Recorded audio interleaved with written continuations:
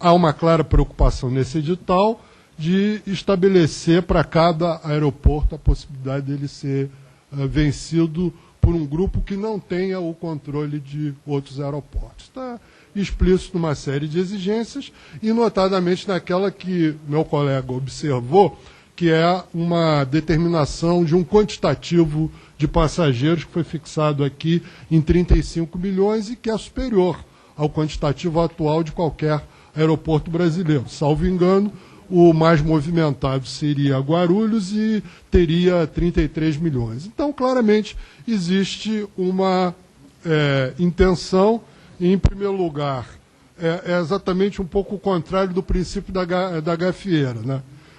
Que quem está dentro não sai, quem está fora não entra. Ou seja, é o contrário, quem está fora entra e quem está dentro não pode ganhar concessões de novos aeroportos. Eu acho que se isso conduz ou não uma melhoria de qualidade no atendimento, é uma questão em aberto. Eu vejo que é uma tentativa nesse sentido, e respeitável, mas resta saber se de fato isso alcançará o objetivo que foi proposto. O meu companheiro Argolo observou a questão quantitativa, que nem sempre a capacidade de já ter operado um aeroporto com 50, 60 milhões de passageiros que fosse, seria, digamos, sinônimo de qualidade na operação. Poderia ser ou não. É sinônimo de que tem experiência de operar com enormes volumes, mas não necessariamente preste o melhor serviço. Por outro lado, eu noto que, bom, tem a exigência de 25% ser de um grupo fora do Brasil. Não acho ruim. Acho que aí nós temos, sim, que trazer experiência internacional. No entanto, existem aspectos de operação, existem aspectos de obras.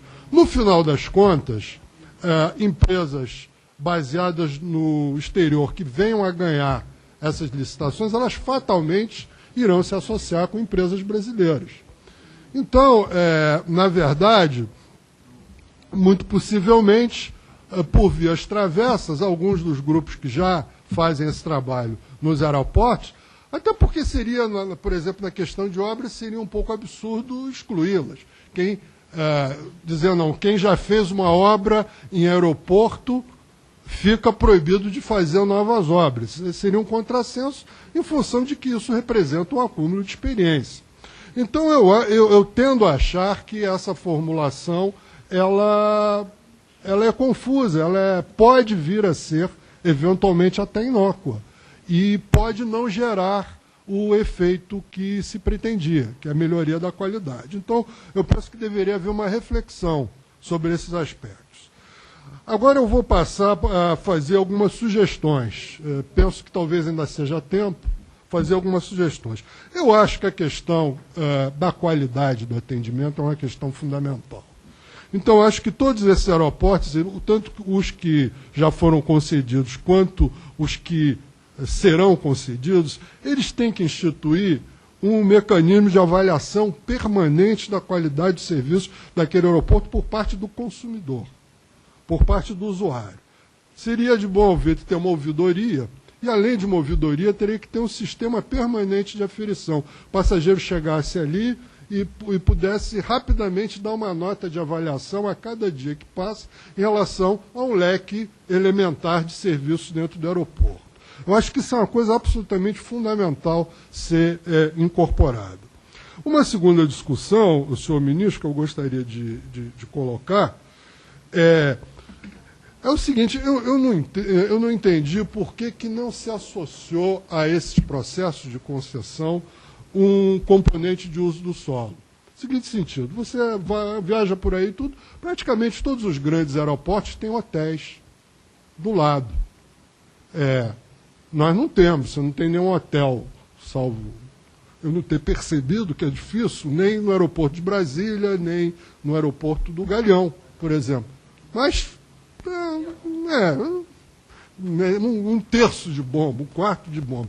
Eu acho que são áreas, o Galeão e Brasília, as áreas aeroportuárias são áreas que têm abundância de solo, teria que haver uma concertação com as prefeituras desses aeroportos para poder conceder a construção de hotéis, sobretudo se existe uma lógica de hub, né, onde um aeroporto que serve como distribuidor de voos para o outro país, há necessidade de haver uma infraestrutura hoteleira. E isso é mais um fator de geração de recursos. Isso é mais uma coisa que se coloca na roda, tem um valor muito grande e pode reverter, inclusive, em recursos adicionais para esse fundo. A outra questão que eu gostaria de levantar é a questão de sustentabilidade. Indiretamente, a ampliação da capacidade dos aeroportos, evidentemente, é sinônimo de ampliação de emissões de gases de efeito estufa.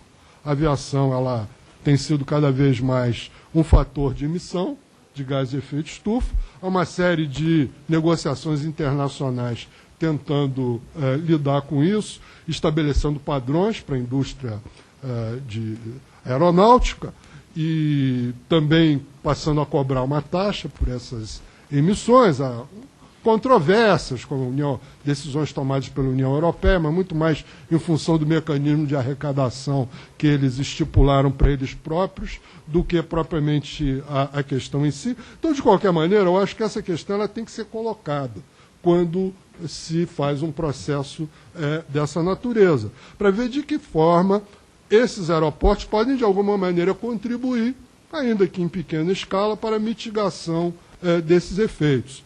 Então, acho que os aeroportos, pela natureza das suas construções, eles são especialmente apropriados, por exemplo, para se tornarem usinas solares. Você poder ali colocar painéis fotovoltaicos que passam a gerar energia elétrica para o aeroporto e podendo, eventualmente, gerar um excedente para ser colocado na rede. Eu acho que isso deveria ser obrigação em todos os editais de concessão desse aeroporto, que a empresa que fosse ganhar essa licitação tivesse que instalar não só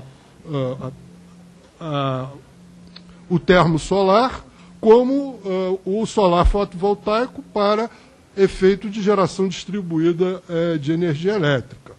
Sendo que, em algumas áreas, até vizinhas ao aeroporto, assumir alguns encargos também de reflorestar alguma área próxima e também como mecanismo de absorção de emissões. E, ao lado disso, uma série de outras características do que são os chamados prédios inteligentes, a questão de economia de água pluvial, projetos de arquitetura e engenharia que economizem o máximo possível de energia, uma série de coisas. Porque eu vejo, e talvez isso não possa ser corrigido, porque de fato não estamos reconstruindo completamente esses aeroportos, estamos agregando, mas eu vejo, por exemplo, eu estive recentemente em Pequim. A inveja, ministro, que a gente sente quando desce naquele aeroporto projetado pelo Norman Foster, em Pequim, a inveja que dá aquilo, ela é enorme, porque é um aeroporto bonito, vistoso, embora simples, e com uma operação de uma eficiência absolutamente extraordinária. Você não perde tempo. Tudo, sabe, aí vai no terminal 1 do aeroporto do Galeão, a gente cai em depressão no dia seguinte. Porque quando cai no buraco.